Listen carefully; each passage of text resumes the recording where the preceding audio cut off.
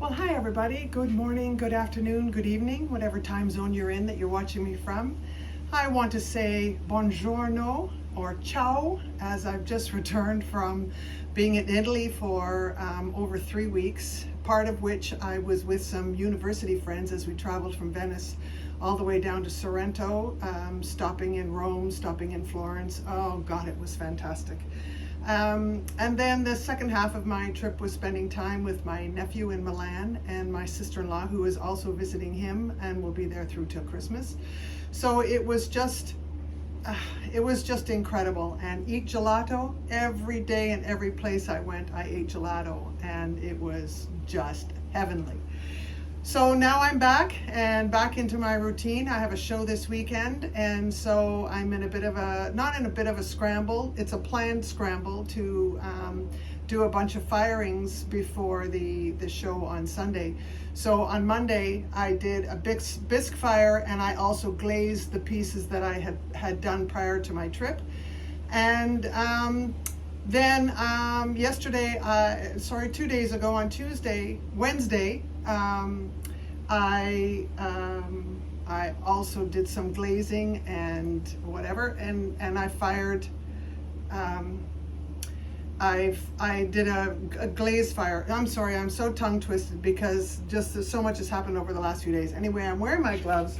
My kiln is at 141 degrees, and to err on the side of caution, I'm going to wear my gloves as I unload it. So as usual, I will take out each piece and tell you how I made it, what I did, and we'll move along. And I don't really have a lot. I can move through this kiln opening fairly quickly. So let's get at it. Now I propped the lid this morning at about 8:30 just to let out some of the heat. I was at about 200 degrees. And I wanted to get this done because I need to finish glazing the pieces that I bisque fired on Tuesday and get them into the kiln so I can unload them tomorrow and get them all packed up on Saturday and get to my show on Sunday. So this is exciting for me. I've done some, not some new combinations. Some of the pieces I'm going to tell you in advance. I don't think I'm going to like them, but it is what it is. So what I'm going to do is start out with some of the good. And this is a cornflower bowl that I made. If any of you remember, or any of you are watching me from that are part of the Glaze family, you'll know that Jessica did some sgraffito when she did some cornflowers, and I decided that I would carve them into the bowl. So this turned out really nicely. This is with Opulence sea spray, and it is a full dip, and I held it in there for about 5 seconds. I think my sea spray, I need to siphon off a little bit of water, so to compensate for that, I held it in the glaze for a few seconds longer than I normally would have. So the inside has come out very, very nicely, very solid color, and the outside there's a bit of streaking going on, but overall it's a lovely bowl. And I have a set of nesting trays, of textured trays, and this one is in Amaco's Weeping Plum.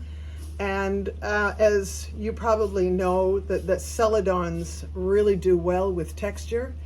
And this is probably, well, I don't know. I'll show you the whole set when I get them finished. I did each one of these trays in different sizes and in different colors. And inside here, I just have some trays that in a previous unloading, I had these lamps, and so I always make a tray to go with them because people who want to use real candles, then they, excuse me, the wax can drip on my tray and not on their table. So that's what this piece is like finished, and they turned out really nicely. So I had 2 left to do. I'm going to save that piece because there's more to it. So here's my cone pack on the top. I fired it to, I programmed the Scut Kiln Cone 5, and I held it for 10 minutes, and I did it up medium speed. Now, this is a really good example of the self-supporting witness cones. I still put them on a little chip, piece of bisque fire that I've broken up into chards. And anyway, this is the cone 5, and here is the cone 6. So there's, well, that's the end of that one. And a little to no bend on it. As you saw, it stood up pretty straight. But if you see where the bend is on this one, and it's level with the base of this cone pack, and that's where it should be for a true cone 5 reading. Now, normally with this program, I get a little bit more of a bend, but sometimes I've been holding it for 13 seconds, and this time, 13 minutes, my apologies, and this time I held it for 10 minutes. So that could be a little bit of difference of why I didn't get a deeper bend. I have here, this is the witness cone to the fire that I did before, and this is the witness cone to this one. So you can see that there's a little deeper bend in the cone. So it didn't fire as hot, but I'm happy with cone 5 because all my glazes work at cone 5, and I use B-mix, which is to be fired to cone 5. So all in all, not unhappy with that.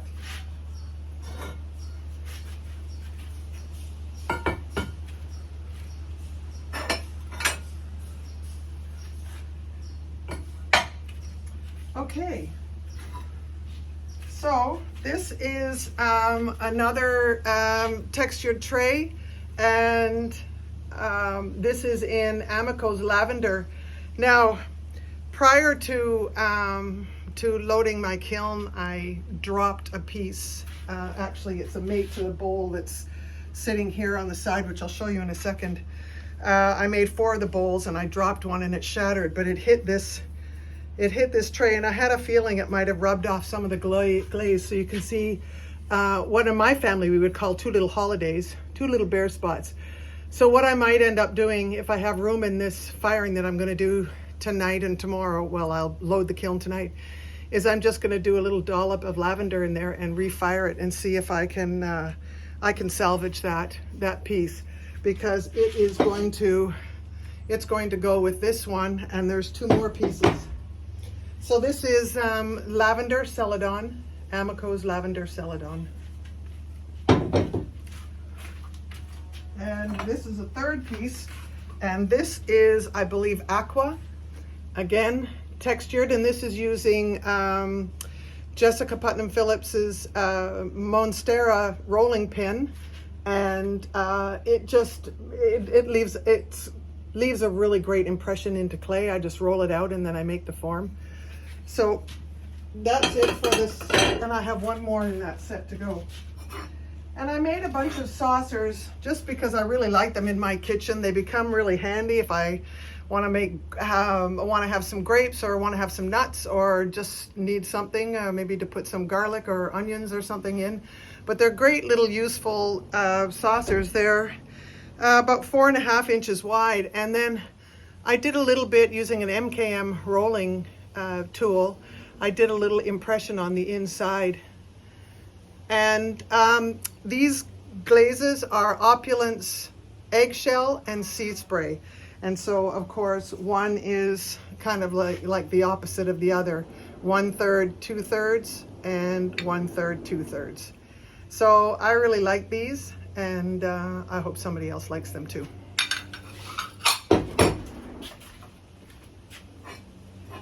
Now, I'm not necessarily thrilled with this. These are my high school colors, purple and gold.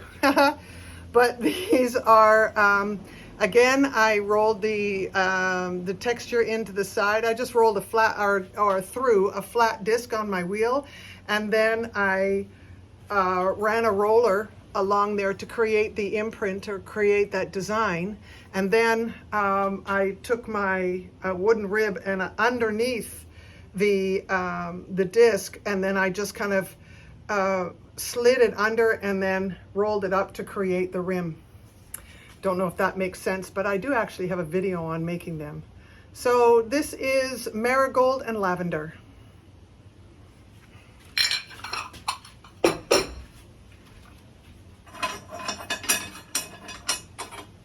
Okay.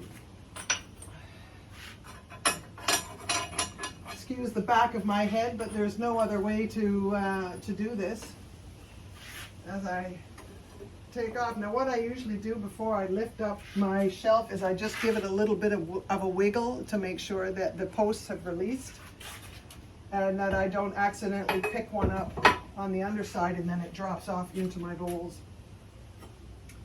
Okay, here are some more of these little textured trays.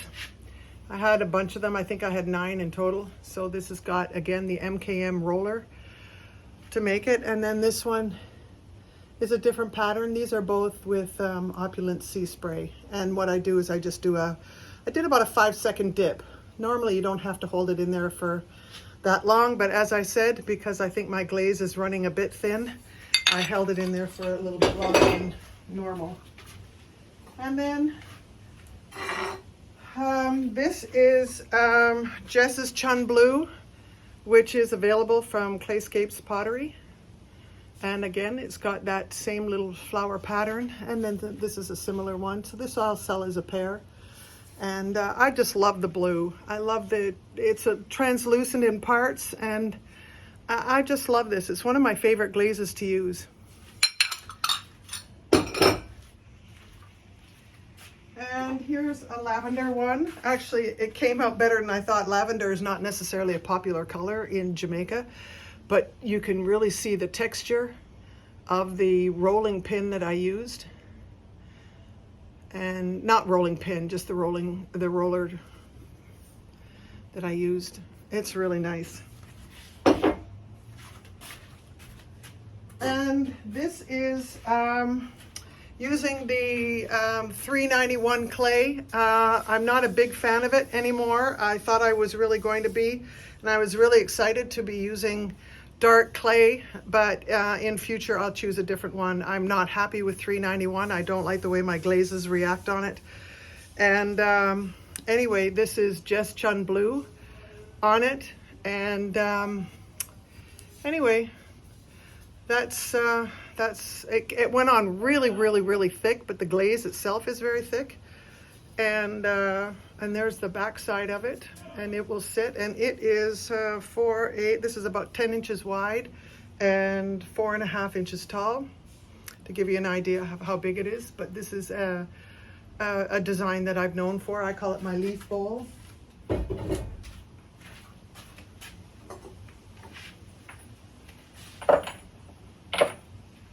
Okay, put it down another shelf. Okay.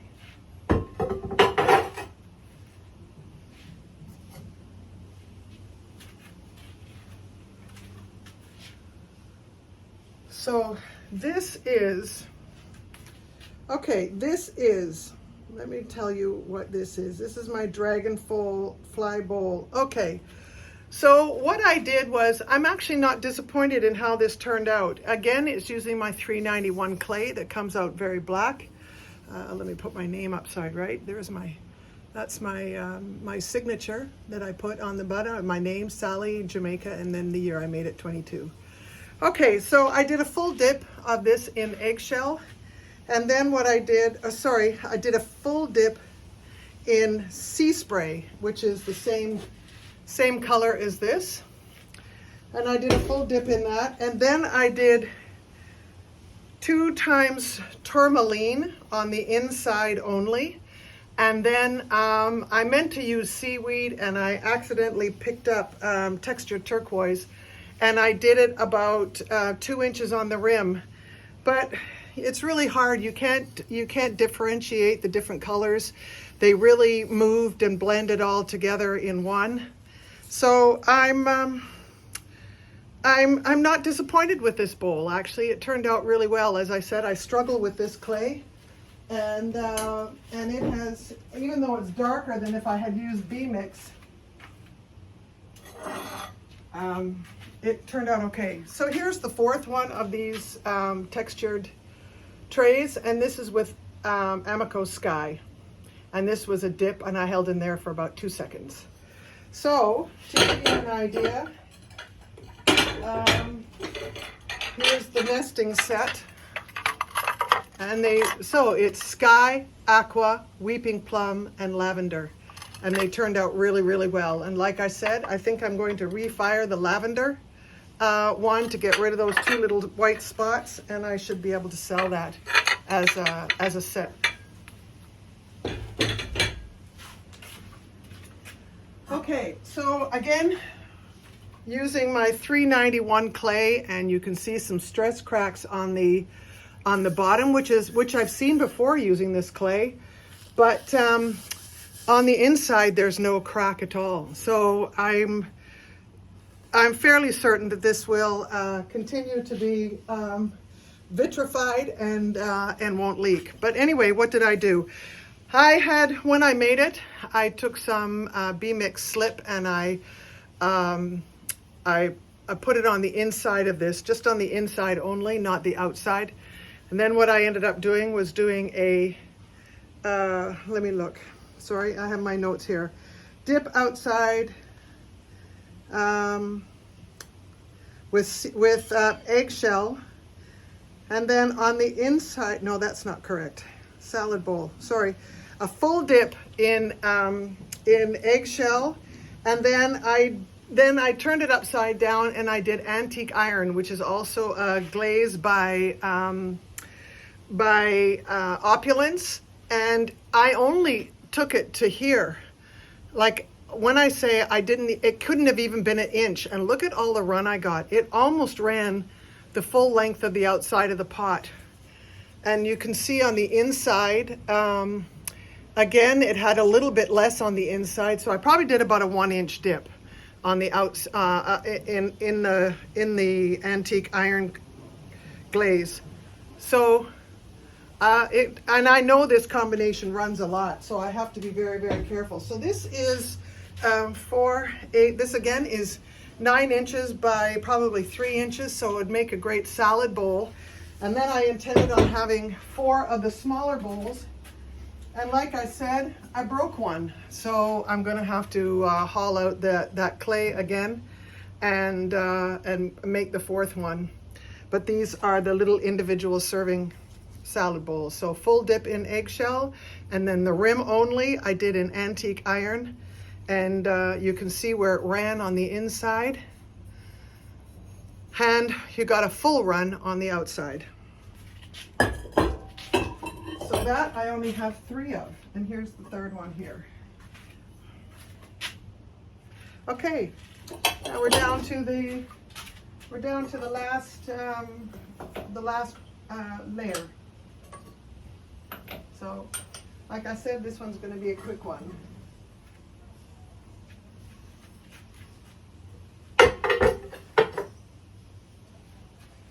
So this is my leaf bowl in eggshell, and it turned out perfectly, exactly as I envisioned. I get asked for white ones all the time. So I don't usually have very many in stock because they sell faster than I can make them.